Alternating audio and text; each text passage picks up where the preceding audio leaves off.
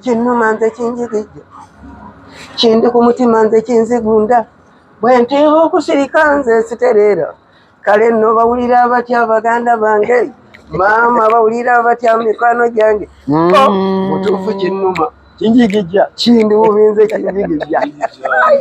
kakati ate ng'oggyeko lubi olwamu kuliko olutabi anti ate olwo lwali ago gali maanyi mubaka wa Katonda mulamba musumba soko mpo omukisa nga sinabagenda mu maaso na interview eno nga tetunaguwa kuwa omukisa ayi Katonda kitaffe nannyini eggulu n'ensi eyatonda eggulu n'ensi tukwebaza taata olw'ekirabo ekirungi eky'obulamu era ne tukwebaza taata sitobodde olunaku luno tutuusa wano nga tuli balamu tukusaba ggwe taata nannyini eggulu n'ensi n'eno so gye tuliko olunaku olwaleero eveemu birungi byokka tevaamu bikyamu ate tusaba ebirungi byokka byetuba tutambuliramu era nsaba olwe tuba tuvudde wano olunaku olwaleero Katonda waffe tuwe omukisa tutambule bulungi otuwe obulamu obulungi tubisabye nga tuyita mu linnya lya Yesu Kristo Mukama waffe. Butereevu nkwaniriza nate ku Focus TV we balina okubeera ng'olaba onawe osinzidde ali mu Uganda, East Africa omwe diaspora nga gwe oli ku Focus TV ogamba nti kyetwekawo kyolaba lunaku lwaleero ntimbizze neŋŋamba kanonye ku muzeeyi wange ono muzeeyi abeere nga tuyisamu olugendo lwa music atulire ne mutuwulira ddala music akyaliwo tugenda naye mu maaso oba yavaawo music akyaliwo oba nedda otherwise naye leero muzeeyi Willy Mukaabya agenda kuba akubuuzaako atuwulire na biki essaawa zino byabala batutudde mulaba takyalabika ennaku zino tumukukumiddeyo tole nga tuwayamuko naye muzeeyi wange kola mugamba ki nde bulungi puliddeko ng'ogamba abantu mbu takyalabika kati nze nyinza okubula eri abantu kati ate nze bwe mbula baani abanaalabika nze bwesoba sirabise kyali waabula kyali bwabula mu ndongo kati baani abanaalabika era omanya nti abantu banna tebakyalabika ddala kyali neggu ekyamufuula kyali neggu okubeera nti akyukakyuka buli kadde buli omulimu gujja bagenda nagwo buli mulembe alina okugubaaka omusanga mu bakadde aba mukadde abavubuka aba muvubuka waliwo kano akantu nga tunagenda wala akabaddewo emabega kaawo wankubira empale nga ennene kabadde kakyafu twabadde tuli ku mukolo gwa modo muli ku mitindo tuli fashion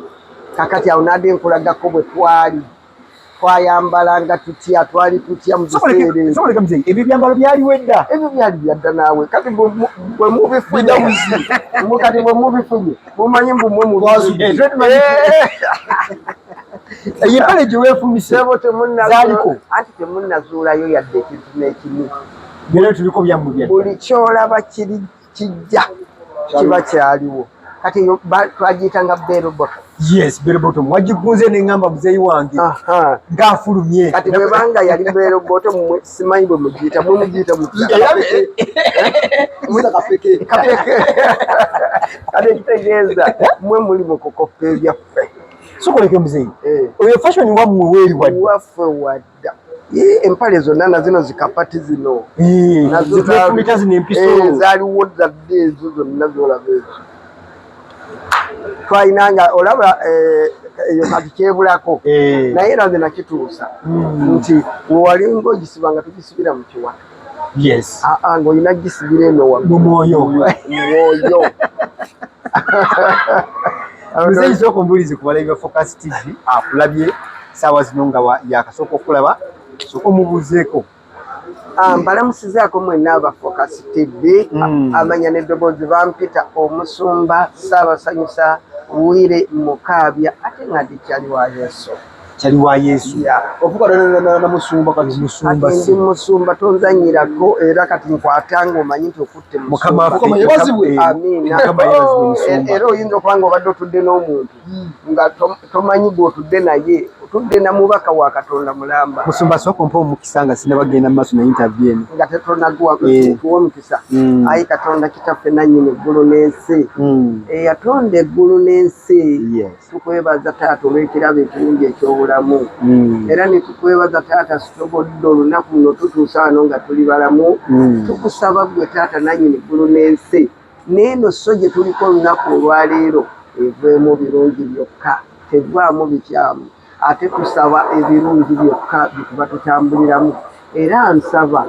olwe tuba tuvudde wano olunaku olwaleero Katonda waffe tuwa omukisa tutambule bulungi tuwa obulamu obulungi tubisabye nga tuyita mu linnya lya Yesu Kristo Mukama waffe. Musumba omusumba oba oyagala oba toyagala nze gw'onyooma nze gwe yalonda ate gwe teyakulopa mu bangi bonna anti era bwe tusoma mu bitabo ebyawandiikibwa okuva edda bwe kyali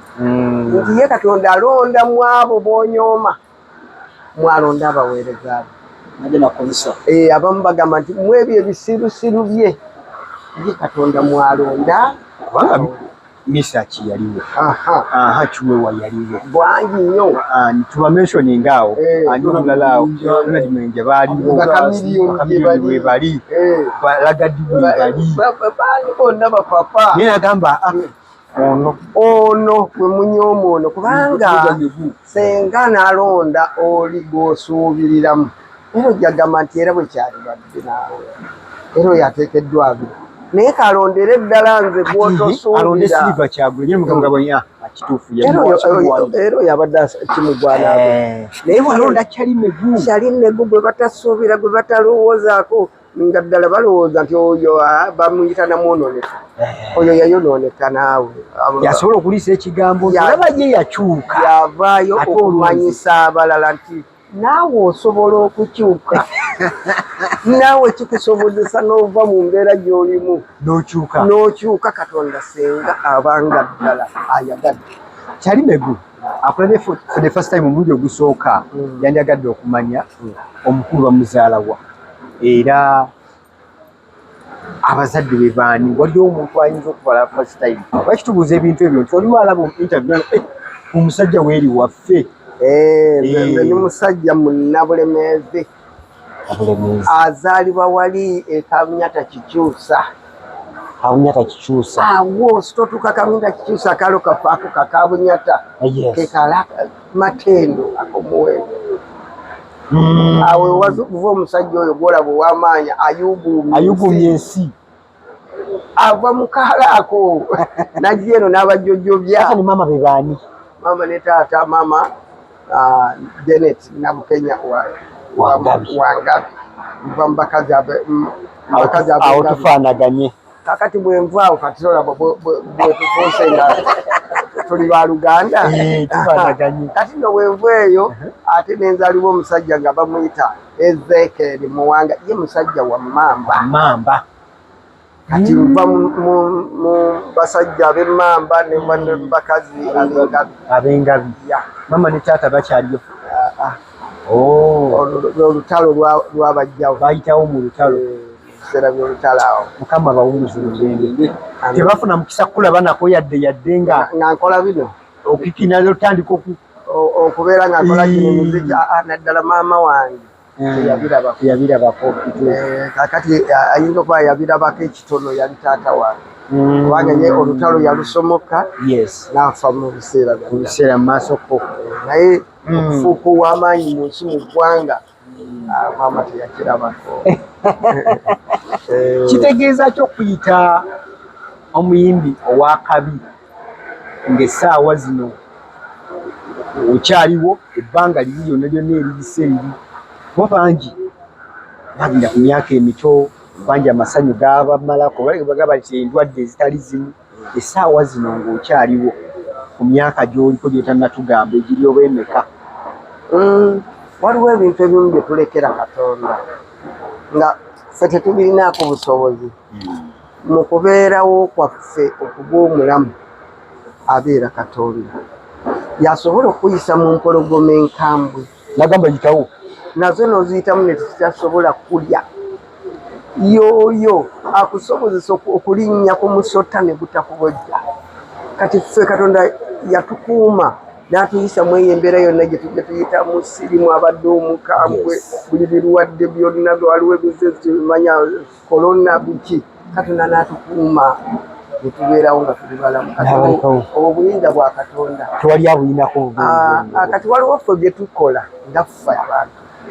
ate waliwo ebya Katonda kati ng'okubeerawo kwange nga kuba mutera okukozesa ekigambo nti tokaddiwa tava ku mulembe kati ebyo byaffe kubanga waliwo Katonda byakola naffe byetukola kati ekyo gw'olina okukikola si Katonda ye Katonda ajja kuwa bulamu Katonda akuwa obulamu kati gwomanyi kati gwe mu bulamu obwo bwakuwadde bw'obadde ki otambuliddemu otya otambudde onywa omwenge n'otamiira n'ogwa ku kkubo oba oyagadde kutambula ng'olabika bulungi kati ebyo bwe busobozi bwaffe naffe Katonda bwatulekerawo bwire mukabya mu bulamu buno sinalabayo version yo empya oba ng'omwana gwe tugamba nti kati bwire mukabya atuzimbira ono ng'omusajja olina obaddeyo abaana bameka b'ogamba nti mukama abampa ninayo abaana naye abamu lwakubanga tebabyagala ndowoozayo baagala kuyimba mu buyimbi n'akirekaawo naye tebakitutte nga mulimu kubanga ndowooza balabye bimbonyabonyezza nnyo okumbonyabonyako bimbonyabonyezza abaana bakuze balaba nga balaba taata waabwe olumu amala wiiki tannaddako wakaawe abaana nebagamba guno omulimu kikaki naye ngaebitone ninamu abalina ebitone ddala ebirungi kakati waliwo abali South Africa eyo Junior muyimbi South Africa waliyo babiri waliyo Mizaya muyimbi mulungi naye ali South Africa Benyini ali South Africa ate wano ninawo gwe bayita Night Nasona naye muyimbi mulungi nnyo ninawo n'abaana abalala ekika kyange kyabayimbi oba famire yange yabayimbi muntu mbw ababo bali bameka mu numbers bwe tuba tugambye nti kati tuwandiika ddaame tuba tuwandiika eddaame ekikulu kimu ndi Muganda omuganda tebamubalira tabalirwa baana obala bataano basatu nga waliwo ate waliyo mukaaga mujja oyinza okubala nti bali mukaaga nga kozi olinako basatu kakati lwaki obabala sagezi ogenda kubala bifu tugende nekiri nti mukama yamuwaki abaana Katonda abanga yabakuwa okay kati nekirala muzeeyi wange njagadde awo mpiseewo kwawo obaka muntu ayongere okutegeera kyali ono yaali naye nga ekisinga ddala ekindeese okulaba kutuna ku lutambi lw'endongo endongo nga kyali agitandika ddi kyali atandika obulamu bwa music mu 87 olutalo awo lubindabinda awo lunaatera okuggwa mukabya n'ayingirawo mukabya ayingira mu 87 ayingira n'endongo ye lwatuuka mu kibuga wano olutalo ne luggwa kufulumya akayimba kange akasooka nga kayitibwa mukuliko olutalo tuwemuko bannange mbalamusa mwenna bakaawonawo mukulike emmundu seruwa tukeezeza tudaaza twayisibwa bubi eyalina amaka ne bagakulisa baganda bange twayisibwa bubi mukuliko olutalo basebu okitegadde akayimba ako muva mu lutalo w'emuti obakuba mutyoni obakulisa olutalo kati lwe luyimba lwenatandikirako ate lwenatandikirako okuba sereba tobonabonako bino byaffe byebagamba nti kati nyimbidde emyaka 10 sifunangayo hiti bino bya DJ nkubiramu kaawo DJ kankuweyo kasente ate wowe baŋŋaanya okuyimba ate nze gwe batakkiriza nze saabira owulira biwulire mu bantu olwajja nentandika n'endikodinga oluyimba lwange olwasooka nafukirawo serebu eri ewaffe mu kyalo baatandika okumpitirawo serebu nange kennyini olw'okuba nti oluyimba lwange olwasooka kati nze nali omuwagizi omukulu namba 1 kubanga bwe nalusanga nga abantu bonna nga luvuga nga lumala kuggwako okuseseetuka waawo etegeeza nze nali omuwagizi omukulu oluyimba asooka epeeni yange sirina muntu angiyiza mu ndongo yonna temubadde mukuwandiika tebampandiikidde era buli lwowulira oluyimba lwange nga lwatunda nze nalwewandiikira awo kindeetedde ekibuuzo ky'obuyigirize bule mukaabi obuyigirize buli kiku kubanga ne peeni ene kati tulina okubeera tutunuulira nze nasoma nnyo nakoma mu kibiina kyange kyakuna nali nyingira ekyokutaano awo nembiggalawo saasoma nnyo naye okusoma kwedda kuno kulina engeri ekyenkizo kubanga zifo pifo naye nga ekalamu bw'otuula wansi anti kaakati olaba okusoma kwedda twatandikanga tuli bakulu ekisookera ddala bagamba wasomanga ebintu byotegeera bakuvana ennaku zino abasomesa abaana omwana tanabako kyeyategedde omwana tanaweza myaka 2 tanaweza na myaka 2 omwana asoma naye kati gwe bakutwalanga ku ssomero ng'otegeera bagamba mwakolanga kano bakakolanga osooka n'okwata akuze oyo mumutwale ku ssomero kaakati ffe twasoma tuli bakulu okay